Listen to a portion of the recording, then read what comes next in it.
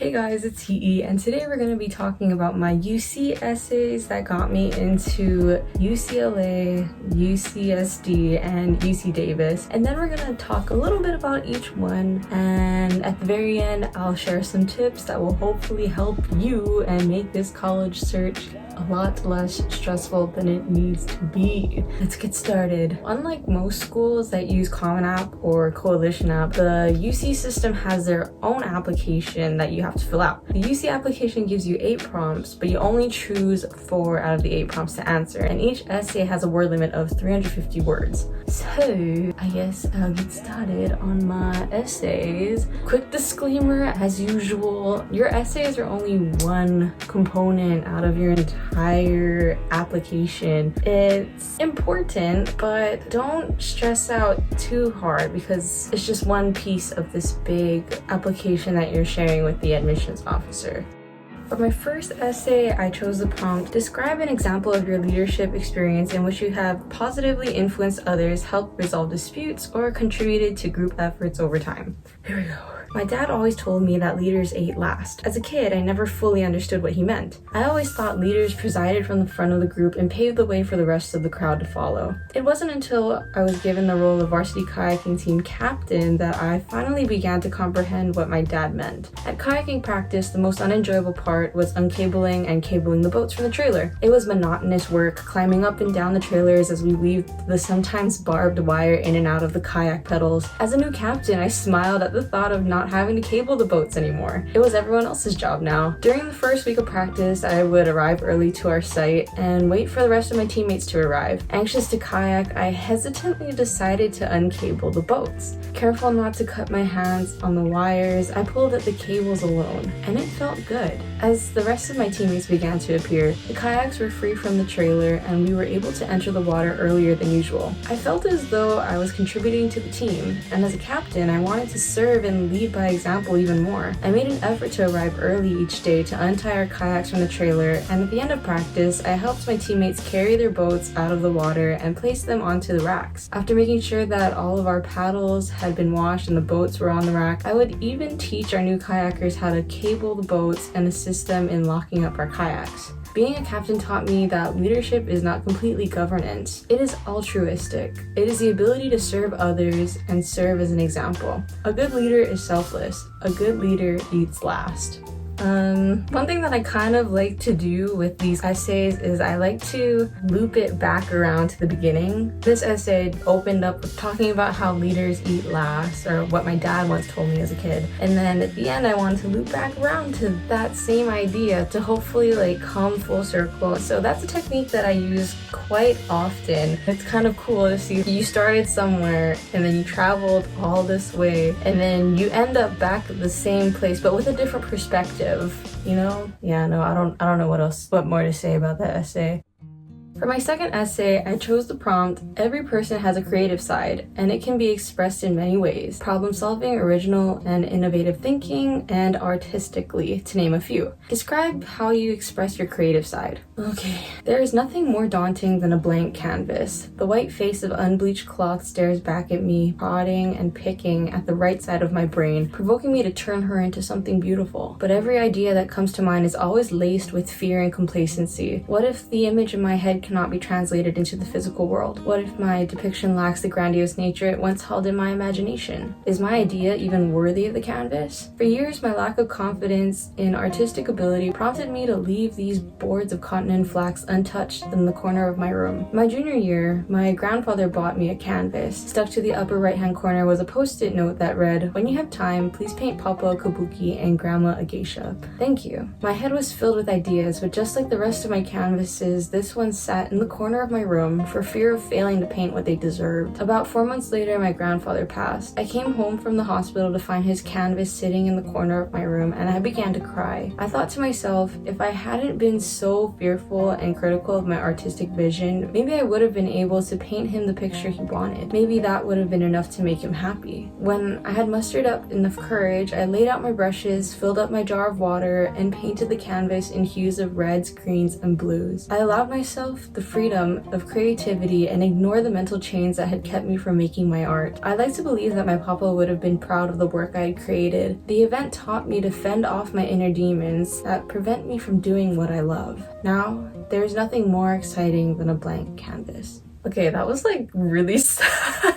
I guess what I'll leave you with is don't be afraid to be real, like to be genuine, and share something with the admissions officers that they might not know about you just from looking at the stats and accolades they see throughout the rest of your application. Don't be afraid to tell your story.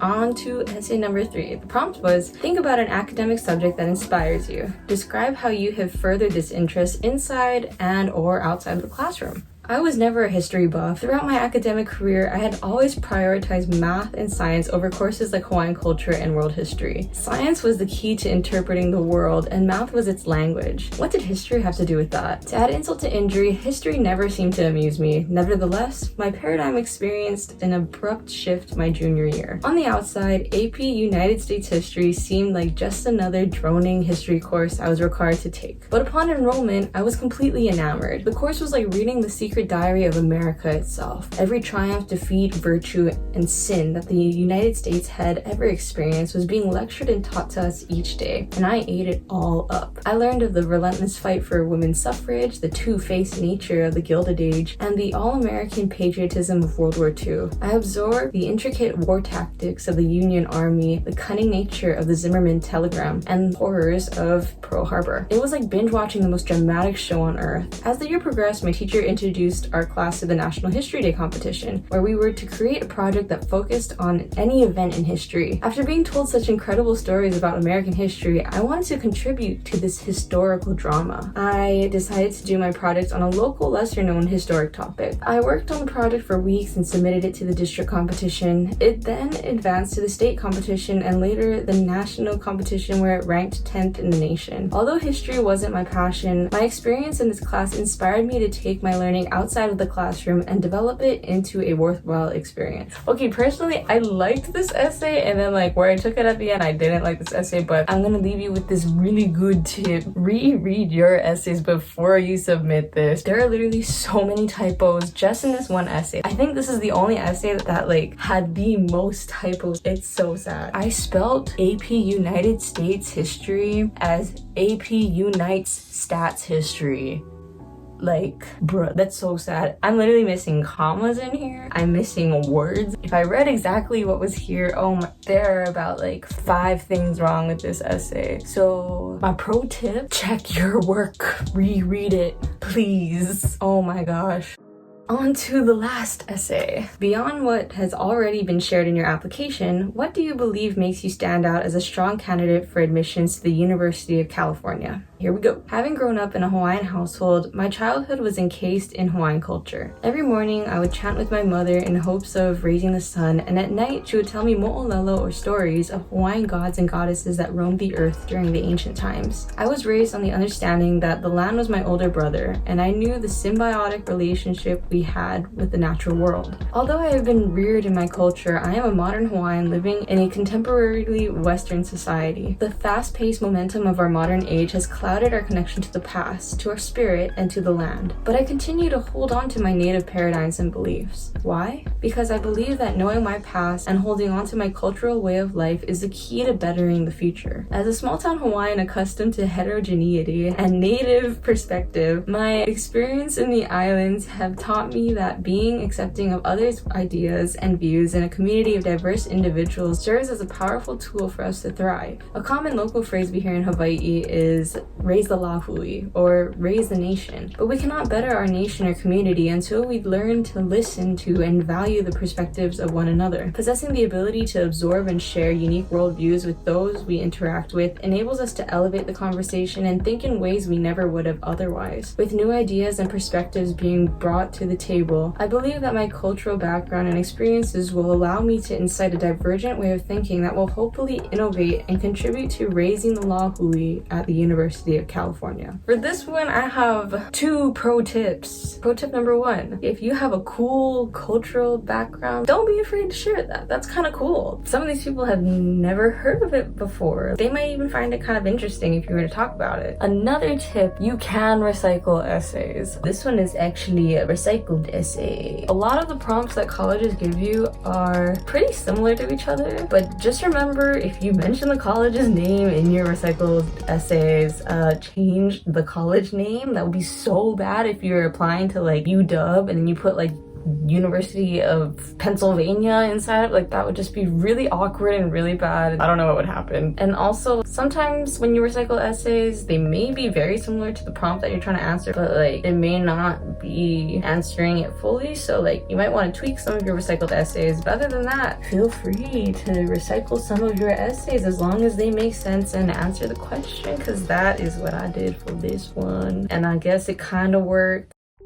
So I'm just gonna give you some tips that will hopefully help you and make your college search a lot easier and more better and less stressful, because it is a hard knock life out there for y'all. I remember struggling through this process so much, and there was like no help on YouTube. So I'll try to keep it different from my Common App video, but some of these are like, they're gonna be the same. Okay, pro tip number 1, be genuine. These colleges wanna know who you are. They don't want a fake you. Some of the greatest essays I've ever heard are like just people who really embrace themselves, and like if I were reading their essay, I'd hear their voice coming through. Embrace your voice, because that always makes essays feel more real. Pro tip number 2, I'm gonna say this again, I said this in my Common App video, please do not procrastinate. I know some of you are still gonna procrastinate, but like, oh my gosh, the reason why my 3rd essay had so many mistakes is